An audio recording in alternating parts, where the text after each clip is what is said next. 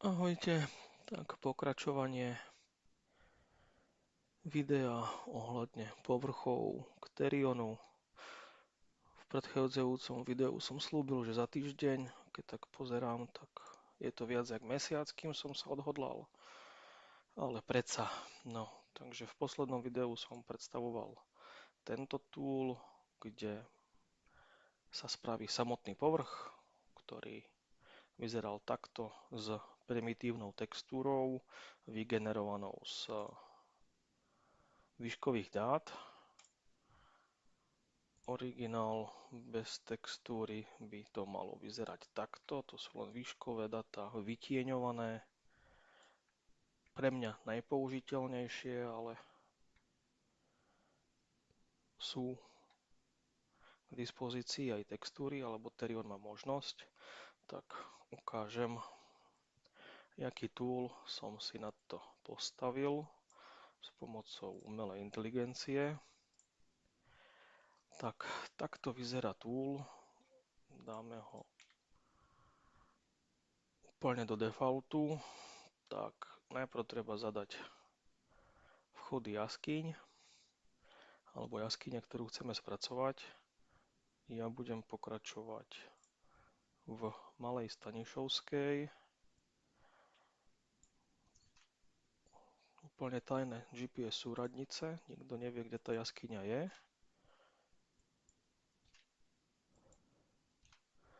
Takže zadali sme si súradnice, GPS, prepočítalo nám to na ETSK. Úroveň priblíženia znamená zoom na mape. Defaultne je tam 15 a defaultné GPS súradnice sú náhodné. Od tohto vchodu si definujeme štvorec. Vchod je v strede. Toto bude štvorec 500 x 500 metrov, takže kilometr krát kilometr, pardon, alebo 500 metrov doprava doľava.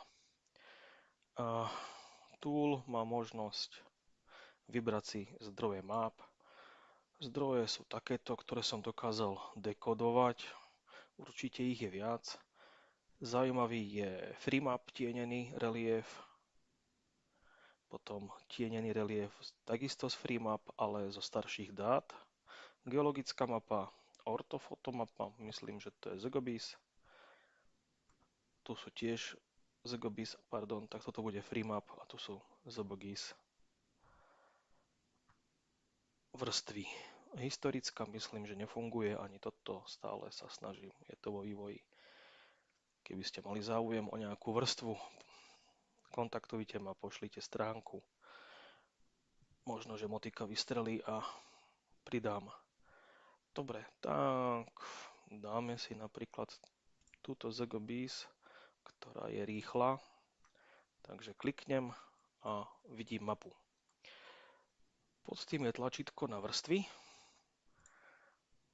a pridám si ďalšiu vrstvu a mám tu aj priehľadnosť. Takže pre mňa je dobrá kombinácia s geologickou mapou, aj keď nemá nejaké extra rozlíšenie. A dám dole zase generovať mapu a stiahne mi aj geologickú, aj terén, teda výškové. Tu, keďže obe sú 50 na 50 default, si nastavíte, čoho chcete viac a čoho menej, alebo úplne geologickú. Takže my si môžeme dať 80-20 napríklad a takmer to sedí, alebo môžeme dať trošku ešte menej. No, necháme na 20 pre ukážku. Takže takmer to sedí, je to čisto na predstavu o tom, kde sa tie jaskyne vyvíjajú, prečo je tam vchod, kde je a podobne. A sú tu potom základné nastavenia pre populárne mapy do mobilu a pokročilé parametre pre sťahovanie finálnej mapy mm, mapy sa sťahujú automaticky a je tam pár zádrhelov, hlavne na FreeMap, takže koľko dlaždíc naraz má sťahovať a koľko pokusov bude vykonávať na jednu dlaždicu, ktorú odmietne poslať server. Dobre, takže mapu máme vygenerovanú, nastavenú, takto sa mi to páči a dáme len spojiť a stiahnuť.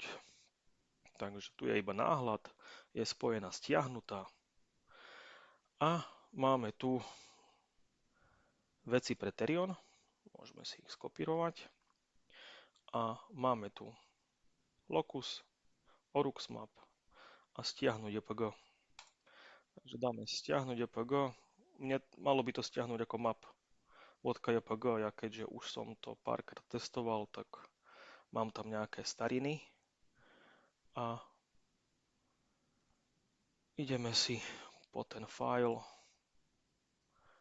Ja to budem musieť premenovať, vy nie, takže vojdeme do adresára Malá Stanišovská Surface, dáme tu map, toto bol starý pokus, takže trošku kostrbato návod robím, takže toto je map JPG a v Terione si otvoríme, alebo v textovom editore Surface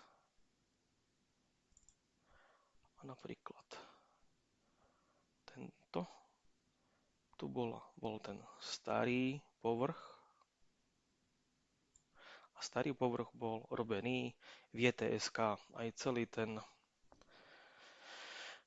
povrch ľahko robil z JTSK, pretože ZGBIS má výškové data exportované v JTSK. Takže tento bitmap si zakomentujeme a vložíme, čo nám pripravil portál. Takže neskopírovalo, alebo čo? No, dobre, je to tam. Tu sme dali koordinát systém lat.long, čo znamená, že GPS, keďže my sme zadávali už GPS súradnicu vchodu. Kebyže tam GPS súradnica vchodu nebola, ale ETSK, tak by tu boli ETSK. No, takže je tu pre istotu, aby Terion vedel. Uložíme, skontrolujeme config. Dobre, máme tu export model 2025. Tu hore máme input surface, takže to sedí. Uložíme a dáme kompilovať. Kompilácia prebehla úspešne, takže keď dám refresh, tak nedám refresh, otvorím na novo.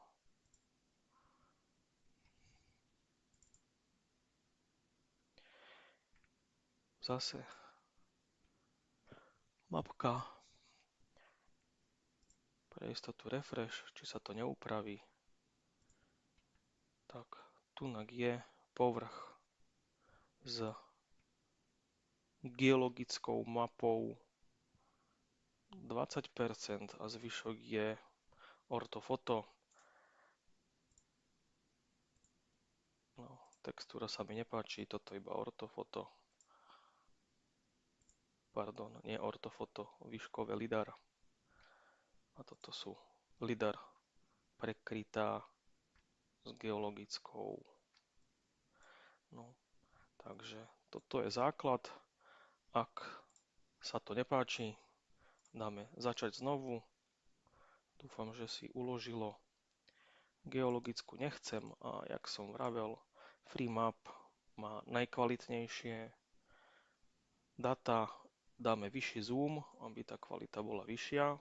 Tým pádom dole bude oveľa viac dát, alebo a bude to sťahovať trošku dlhšie. Takže toto sťahovanie trvá dlho, ale mohlo by sa to podariť.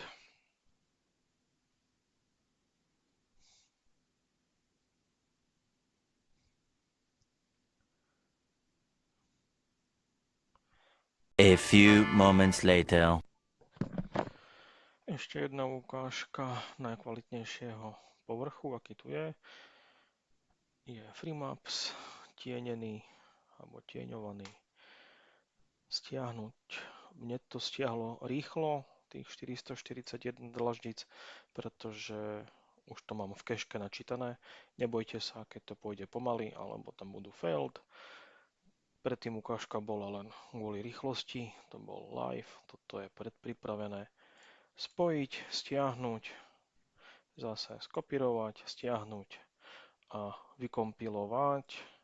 Ja som si to uložil tu ako map 3, vykompiloval a takto vyzerá ten povrch s tou najkvalitnejšou textúrou.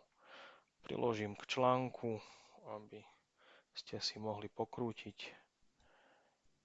Takže takto nejako.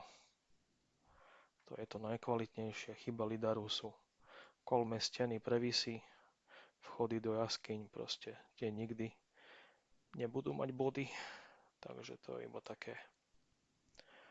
Takže takto nejak vyzerá ten povrch.